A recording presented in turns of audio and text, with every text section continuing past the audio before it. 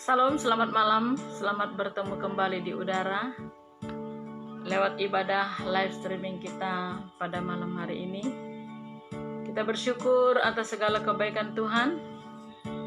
Mulai malam ini sudah bisa kembali lagi kita melakukan ibadah live streaming melalui akun saya yang ada di Facebook. Dukung kami terus di dalam doa untuk pelayanan ini, sehingga lewat pelayanan ini banyak jiwa-jiwa yang diberkati dan yang datang kepada Tuhan. Apa kabar buat saudaraku semuanya yang ada di seluruh tanah air tercinta Indonesia? Harapan saya kita semuanya ada di dalam sukacita.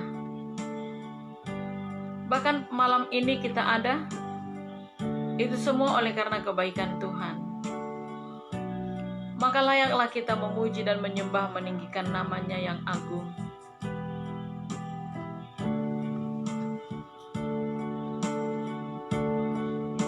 Ini kami Tuhan Yesus. Ini kami anak-anak-Mu, umat pilihan-Mu, umat tebusan-Mu. Kami datang merendahkan diri di kaki-Mu. Kami mau memuji, menyembah, meninggikan nama-Mu yang kudus. Urapi semua anak-anak-Mu yang mengikuti ibadah live streaming ini dimanapun mereka berada. Bahkan handphone yang mereka pakai Engkau mengurapi. Dan kami merasakan aliran surgawi, aliran urapan daripada Allah itu ada bagi kami semua. Bahkan kami yang melayani malam hari ini Engkau juga mengurapi kami. Handphone yang kami pakai dalam pelayanan urapi juga Tuhan. Berkati jaringan internet supaya tetap dalam keadaan baik. Bahkan PLN yang ada di Sentani Jayapura juga Engkau berkati sehingga lampu tidak padam. Segala pekerjaan setan, iblis roh jahat yang mencoba untuk mengganggu suasana ibadah kami, mencoba menghalangi hadirat Tuhan tercurah bagi kami. Kami mau ikat, patahkan, hancurkan kuasanya di dalam nama Tuhan Yesus Kristus. Engkau Roh Kudus yang akan memimpin ibadah kami. Haleluya. Mari kita memuji dan menyembah, meninggikan nama Tuhan Yesus Kristus.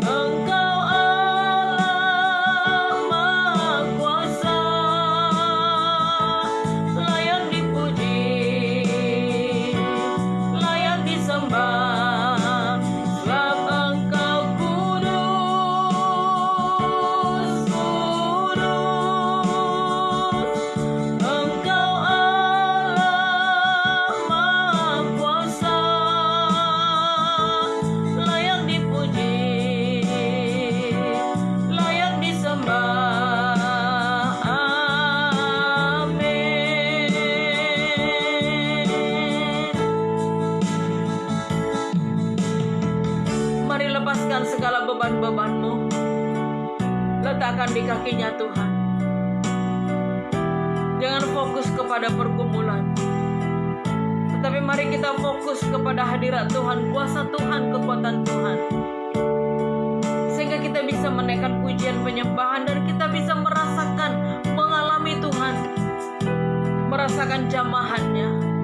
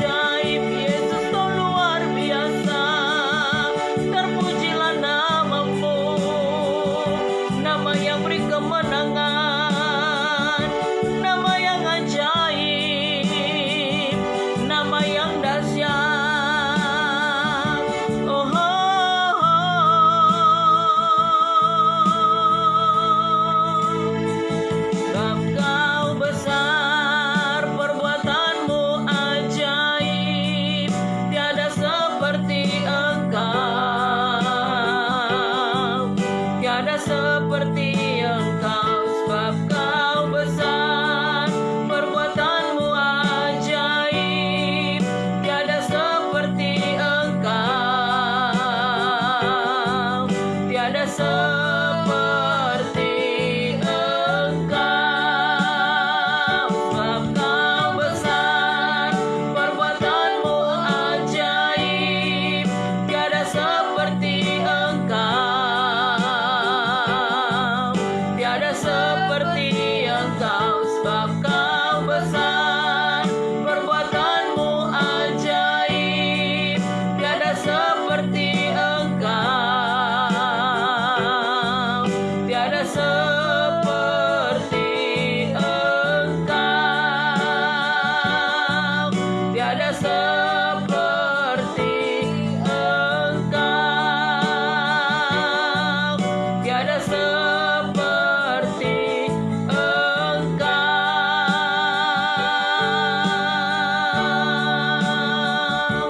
Terima kasih buat lawatan-Mu Tuhan. Kami percaya ibadah kami ini ibadah yang dipimpin oleh Roh Kudus, sehingga semua anak-anak-Mu yang mengikuti ibadah live ini, mereka diberkati, mereka dijamah, mereka dikuatkan oleh kuasa nama Tuhan Yesus Kristus. Terima kasih Bapa yang baik. Dalam nama Tuhan Yesus kami berdoa. Haleluya. Amin. Apa kabar saudaraku yang baru bergabung dengan kami di grup ini? Di akun saya di Facebook dalam ibadah live streaming pada malam hari ini. Apa kabar saudaraku? Dan pastikan bahwa saudaraku rindu untuk merasakan, mengalami Tuhan, rindu merasakan jamahan Tuhan. Saya percaya saudaraku ada di dalam sukacita oleh karena Tuhan. Sebelum kita lanjut kepada pujian-pujian kita, saya akan bersaksi sedikit saudaraku. Kalau saya hari ini sangat merasakan kehilangan sekali.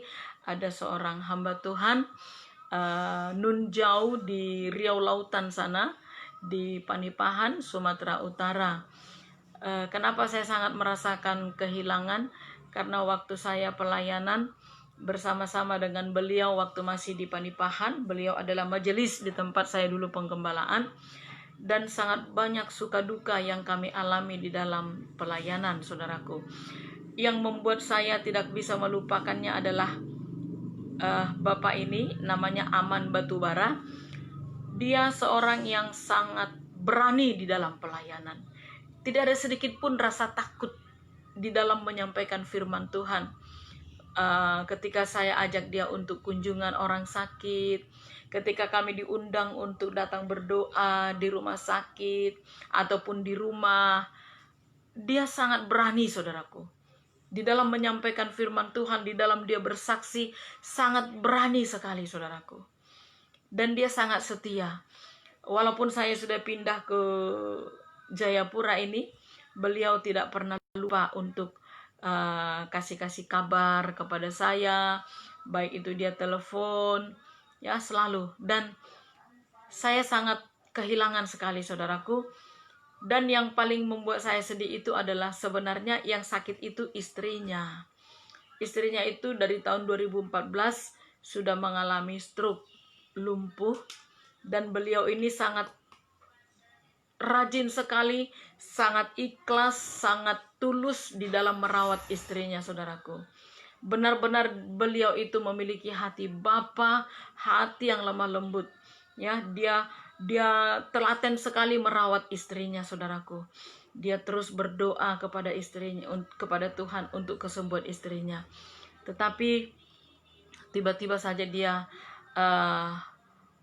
kembali kepada Bapa di sorga tanpa rasa sakit saudaraku. Tidak sakit, tidak ada dirawat di rumah sakit. 2 hari yang lalu beliau makan siang. Selesai makan siang, dia duduk dulu di depan rumahnya untuk istirahat sebentar sebelum pergi berjualan saudaraku. Nah, ketika selesai makan, dia duduk di depan, sudah langsung tidak ada lagi nafasnya. Dia sudah kembali menghadap Bapa di sorga. Saudaraku, kematian seseorang kita tidak tahu kapan. Malam ini bisa saja, besok pagi bisa saja, lusa pun juga bisa saja. Tetapi yang pasti, Kapan saja Allah Bapa di sorga menjemput kita secara pribadi, hendaklah kita sudah siap sedia. Siap sedia itu berarti adalah kita sudah bertobat, sudah meninggalkan segala apa yang tidak berkenan di hadapan Tuhan. Siap dengan doa-doa kita sudah siap di dalam penantian, di dalam melakukan firman Allah. Nyawa manusia tidak ada yang bisa menjaminnya berapa lama. Yang pasti menunggu giliran, dan tidak ada yang bisa menolak panggilan dari Tuhan. Sebab itu mari saudaraku, teruslah ada di dalam hadirat Tuhan. Teruslah ada di dalam kuasanya Tuhan. Teruslah ada di dalam pengawasannya Tuhan. Jangan pernah lari meninggalkan Tuhan. Haleluya. Kita naikkan pujian sukacita bagi Tuhan.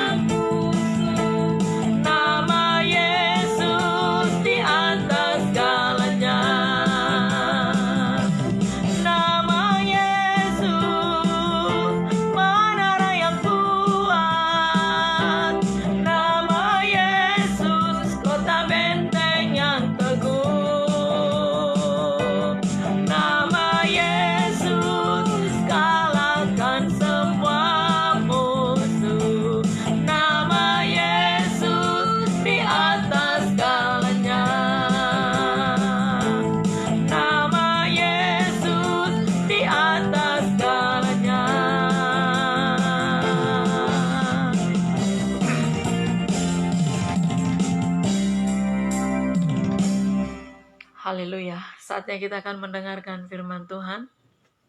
Mari kita langsung kepada Alkitab kita yang sudah ada di tangan saudaraku.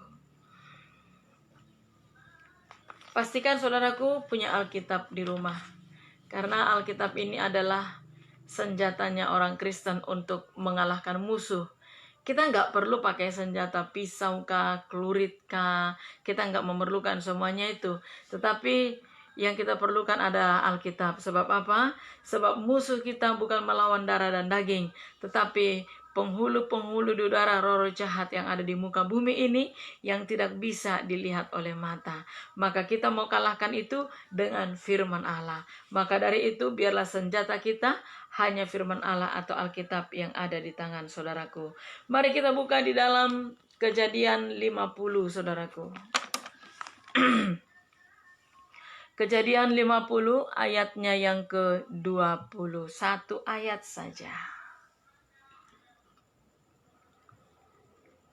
Jadi janganlah takut, aku akan menanggung makanmu dan makan anak-anakmu juga. Demikianlah ia menghiburkan mereka dan menenangkan Ayat hati 20. mereka.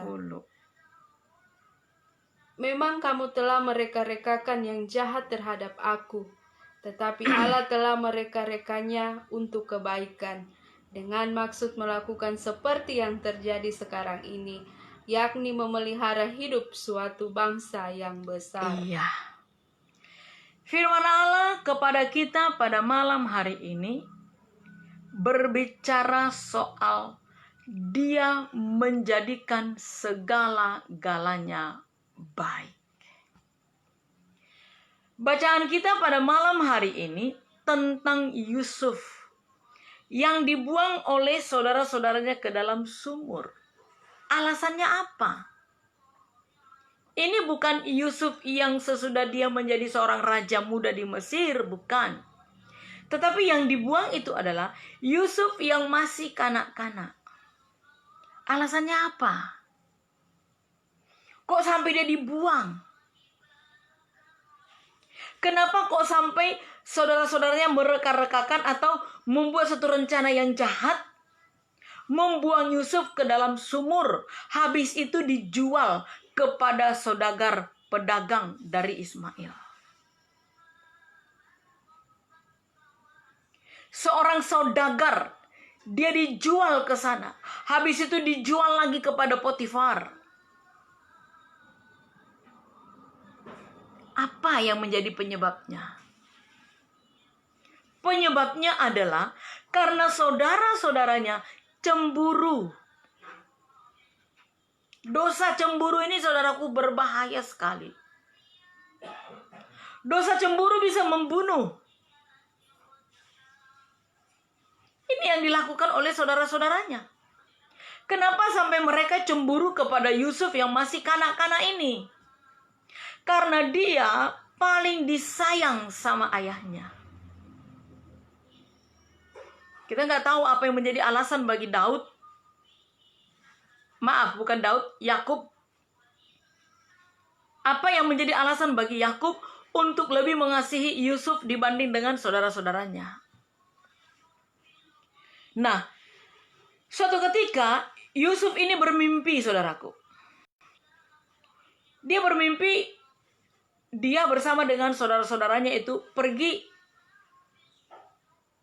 mencari gandum, ya, berkas-berkas gandum. Mereka ikat. Lalu tiba-tiba berkas gandum Yusuf punya ini berdiri tegak, dan punya saudara-saudaranya itu juga berdiri dan sujud menyembah kepada berkas gandumnya Yusuf. Demikian juga dia bermimpi bulan dan matahari serta bintang sujud menyembah kepada dia. Dan dia menceritakan mimpinya itu kepada ayahnya, yang membuat saudara-saudaranya cemburu kepada dia. Suatu ketika Yusuf disuruh mengantarkan makanan untuk saudara-saudaranya yang ada di padang, sedang menggembalakan kambing domba ayahnya. Dari jauh kakak-kakaknya melihat, itu si tukang mimpi datang.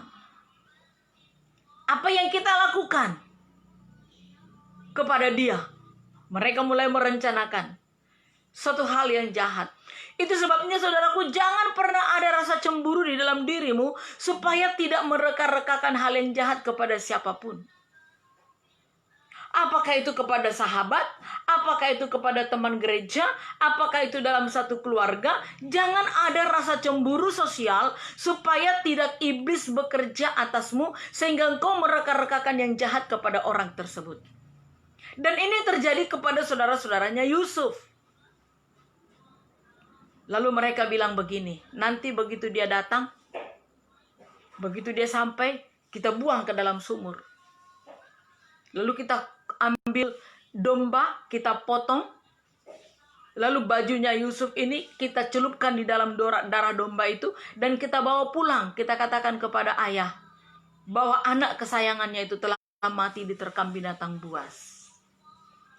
Nah, begitu Yusuf sampai kepada saudara-saudaranya ini tadi, mereka ambil Yusuf itu, mereka ambil bajunya, dimasukkan ke dalam sumur, lalu darah domba mereka ambil, celupkan itu pakaian.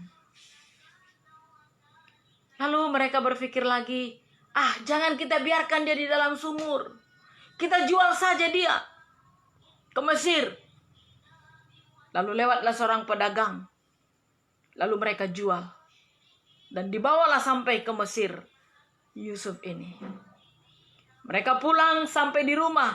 Mereka katakan kepada ayahnya bahwa Yusuf telah mati diterkam binatang buas. Dan bagaimana nasibnya Yusuf di Mesir? Dia sampai di rumahnya Potifar. Dan dia menjadi kesayangan Potifar. Dan sampai seluruh isi rumah dipercayakan kepada Yusuf.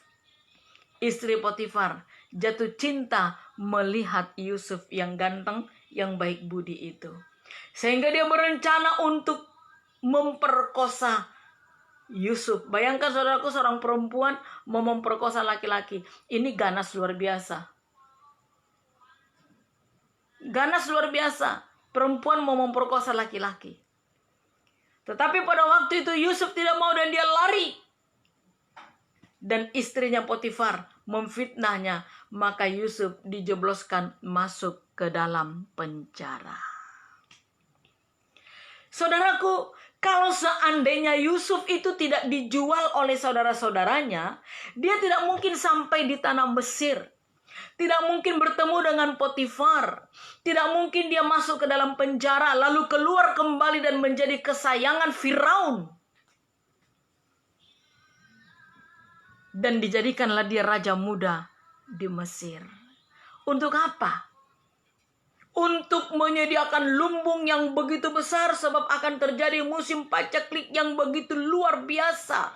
Dan oleh karena cerdasnya pikirannya Yusuf, maka segala ide yang dia utarakan kepada Firaun, maka diizinkan untuk dibuat lumbung dan disimpanlah di sana gandum yang begitu banyak. Tibalah waktunya musim paceklik, mereka masih banyak persediaan makanan. Sampai saudara-saudaranya pun datang membeli makanan ke sana. Membeli gandum. Tetapi saudara-saudaranya tidak mengenal Yusuf. Tetapi Yusuf kenal mereka. Dan ketika Yusuf memperkenalkan diri kepada saudara-saudaranya, saudara-saudaranya semuanya takut. Takut jangan sampai Yusuf balas dendam, menangkap mereka dan menjebloskannya ke penjara, karena Yusuf sudah menjadi orang nomor 1. Bayangkan saudaraku, menjadi orang nomor 1, apapun bisa dikerjakan. Tetapi Yusuf tidak melakukan itu. Dia tidak melakukan itu. Dia begitu mengasihi saudara-saudaranya. Dia mengampuni dan melakukan yang baik. Itu sebabnya dia berkata dalam ayat ini, memang kamu telah mereka-rekakan yang jahat terhadap aku. Mereka merencanakan yang jahat dulunya kepada Yusuf. Tetapi Allah telah mereka-rekakannya untuk kebaikan, dengan maksud melakukan seperti yang terjadi sekarang ini. Artinya adalah, kalau Yusuf tadinya tidak ada di sana, bangsa Israel yang ada di Mesir tidak terpelihara hidupnya, termasuk saudara-saudaranya Yusuf. Artinya adalah, segala sesuatu yang buruk menurut kita, tapi Tuhan mampu mengubahnya menjadi suatu hal yang baik. Sebab apa? Manusia boleh saja mereka-rekakan yang buruk. Tetapi Allah di dalam Yeremia 29 ayat 11. Ya, manusia boleh saja merencanakan yang buruk terhadap sesamanya. Tetapi Allah, kita lihat di dalam Yeremia 29 ayat 11. Apa yang direncanakan Allah terhadap kita umat ciptaannya? Sebab aku ini mengetahui rancangan-rancangan apa yang Sebab ada padaku. aku ini mengetahui rancangan-rancangan apa yang ada padaku, yaitu Mengenai rancangan kamu. yang diberikan oleh Tuhan Allah mengenai kamu, kita. Demikianlah firman Tuhan, yaitu rancangan damai sejahtera dan bukan rancangan kecelakaan, untuk memberikan kepadamu hari depan yang penuh harapan. Iya. Ini rancangannya Tuhan Allah. Yang walaupun kita, menurut kita, yang sedang kita jalani ini adalah hal yang buruk. Masalah itu hal yang buruk. Penderitaan itu hal yang buruk. Tetapi Tuhan Allah mampu mengubahnya menjadi suatu hal yang baik. Karena rancangan Allah adalah rancangan yang penuh harapan, masa depan yang penuh keberhasilan, masa depan yang penuh dengan damai sejahtera, sukacita. Tidak pernah Allah mereka-rekakan hal yang buruk. Dia tidak pernah mereka-rekakan untuk memberikan kecelakaan bagi kita, anak-anaknya. Sama seperti orang tua kita di rumah. Dia tidak pernah merencanakan hal yang buruk kepada anak-anaknya. Dia selalu menginginkan hal yang baik yang dia berikan, yang dia kerjakan untuk anak-anaknya. Apalagi Bapa kita di sorga, melebihi daripada Bapa di dalam dunia ini. Dia selalu memberikan yang terbaik bagi kita. Rancangannya rancangan yang terbaik. Rancangan damai sejahtera. Rancangan sukacita. Tetapi iblis datang mencoba untuk memporak-porandakan rancangan itu. Mencoba menggagalkan rancangan itu. Itu adalah rancangan daripada iblis. Itu sebabnya banyak orang mengalami kecelakaan. Banyak orang mengalami mati muda. Banyak orang mengalami sakit penyakit. Banyak orang mengalami penderitaan. Itu semua rancangan daripada iblis, bukan rancangannya Tuhan. Sebab Tuhan yang kita sembah adalah Tuhan Allah yang baik, yang hidup, yang dahsyat kuasanya. Itu rancangannya.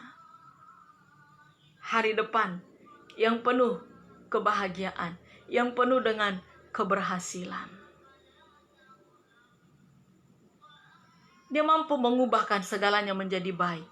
Markus 7 ayat 37b.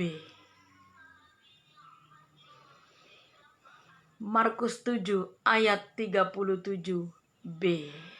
Kita lihat.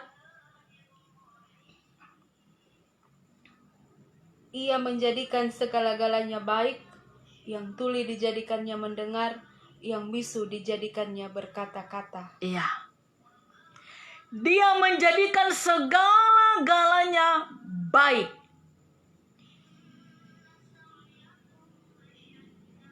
Yang buruk bisa dia ubah menjadi baik. Bahkan yang baik bisa dia rubah menjadi buruk. Semuanya bisa dia ubah. Seperti saya katakan tadi, yang buruk, yang menderita, persoalan, masalah, apapun itu, bisa dia ubah menjadi baik. Penderitaan apa yang sedang engkau alami hari ini? Cobaan atau masalah apa yang sedang engkau alami saat sekarang ini? Dia Tuhan Allah mampu menjadikannya baik. Dia akan buat menjadi baik. Segala-galanya dia buat menjadi baik. Indah pada waktunya. Caranya dia menuntun kita itu memang di luar jangkauan pikiran kita. Jalannya kita beda dengan jalannya dia. Menurut kita jalan dari Tuhan itu sangat sulit. Menurut kita jalan yang dari Tuhan itu penuh onak dan duri. Tetapi justru itu yang membawa kebaikan bagi kita. Akhirnya baru kita berkata, oh, Ternyata ini toh rencananya Tuhan. Kenapa Tuhan izinkan terjadi itu? Oh, ternyata ini rencananya. Oh, sungguh baik, sungguh indah, sungguh baik kau Tuhan. Sehingga mulut kita berkata demikian. Maka dari itu jangan takut. Jangan kecewa. Sekalipun hal yang buruk datang kepada engkau. Jangan kecewa, jangan marah. Jangan ngomel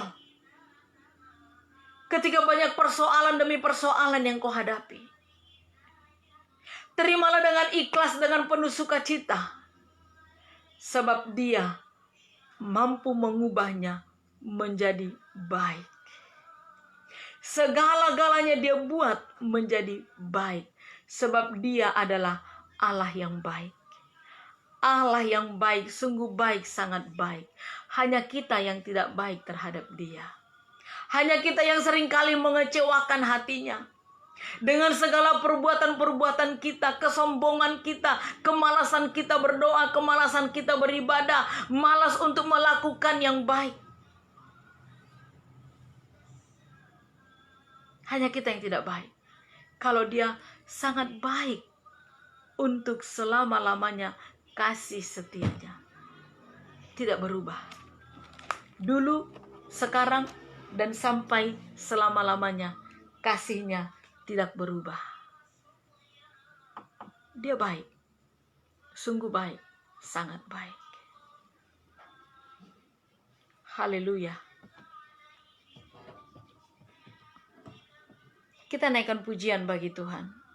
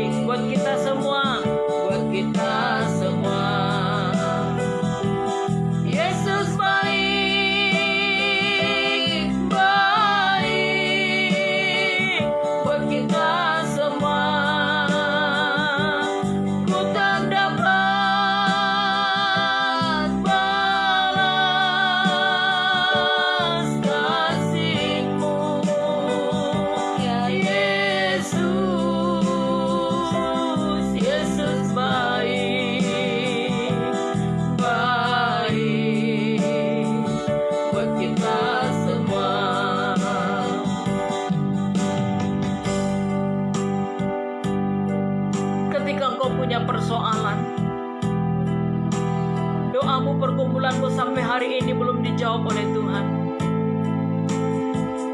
Jangan bersungut-sungut, jangan ngomel. Ikhlaslah untuk menerima semuanya. Sebab Tuhan Allah mampu mengubahnya menjadi baik. Dia buat segala-galanya menjadi baik. Apapun yang direka-rekakan orang lain terhadap engkau, hal buruk apapun yang dilakukan orang lain terhadap engkau, percaya Tuhan Allah akan mengubahnya menjadi satu hal yang baik. Sebab Dia Yesus Allah yang baik, sungguh baik, sangat baik, teramat baik. Dan terus kebaikannya itu mengalir bagi kita. Haleluya.